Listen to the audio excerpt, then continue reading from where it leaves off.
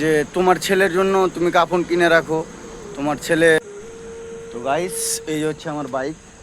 তো গাইস এই বাইকটা নেওয়ার পর থেকে আমি অনেকজনের কথা স্যাক্রিফাইস করেছি, আর অনেকজন অনেক রকম কথা বলেছে, বাট সবই সহ্য করেছি।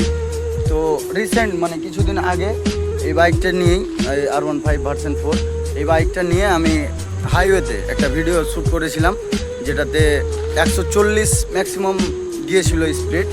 তো ওই স্পিড দেখে অনেকজনে মানে অনেক রকম কথা বলেছে। যারা ডিরেক্টলি বলেছে ভাই বিশ্বাস করো, আমি ওদেরকে মন থেকে সম্মান জানাই, কারণ যে ডাইরেক্ট এসে বলেছে আমাকে আমার মুখের ওপরে, আমিও মানে যখন ভালোভাবে বুঝিয়েছে আমার মাইন্ডে একটা জিনিস ঢুকে গেছে, যে ওরা কথাটা বললো আমার ভালোর জন্যই। তো আর যাই হোক, কমসে কম ওদের সামনে বাইক আমি জোরে চালাবো না এরকম। আর মানে বয়স্ক লোক মানে চায়ের দোকানে যেগুলো নেতা বসে থাকে পর্যন্ত মানে ফোন করেছে, আমি বাড়িতে আছি, ফোন করে বলেছে যে তোমার ছেলে এরকমভাবে বাইক চালাচ্ছে, এরকম ওরকম, কত হাওয়াতে উঠছে এরকম।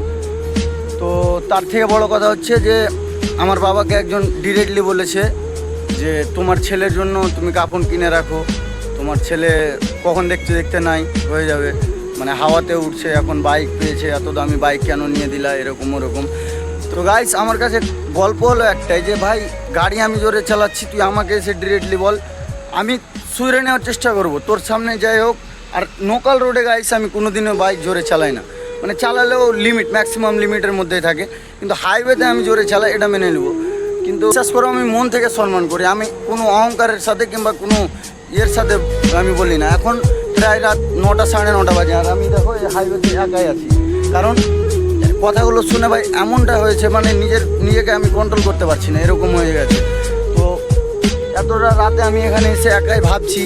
তো আমার কাছে গল্প হলো, তুই আমার দোষ পাবি কিংবা আপনারা যখন আমার দোষ পাবেন আমাকে ডিরেক্টলি এসে বলবেন, আমি সুরে নেওয়ার চেষ্টা করবো। বাট এভাবে বাবা মাকে বললেন না প্লিজ। আমাকে বাবা মা বোঝাতে এক পর্যায়ে কান্না করে দিয়েছিল আমার মা। আমি বাইক এখন আর জোরে চালাই না গাইস, 2-3 দিন থেকে আমি টোটালি বাইক জোরে চালাই না, কিংবা বাইক আমার বের করার যে একটা এনার্জি থাকে ওই এনার্জিটা আমার নেই, মানে হারিয়ে ফেলেছি এরকমভাবে মা আমাকে বোঝাতে গিয়ে কান্না করেছে। তো আমার বাবাকে একজন বলেছে তোমার ছেলের জন্য কাফনের কাপড় কেটে রাখো। তো সেই সব চাচাদের জন্য আমি 2টো লাইন লিখেছি, জাস্ট 2টো লাইন, 1 মিনিট টাইম দিয়ে শুনে যাবে। তো হাইকোর্ট সুপ্রিম কোর্ট বাদ দিয়ে চায়ের দোকানের চাচাদের টার্গেটে পড়েছে। সালাদের ঘুমানোর ঠিক মতো খাট নেই, পিঠের নিচে দেয় তক্তা, আবার চায়ের দোকানের বেঞ্চে বসে এমন বড় বড় ভাষণ মারে, মনে হচ্ছে যেন ওরাই প্রধান বক্তা। বিশ্বাস করেন চাচা, ভদ্রতার খাতিরে আমি আপনাকে সম্মান করি ঠিকই, কিন্তু বাস্তবে আমি আপনাকে ভালো মনে করি না।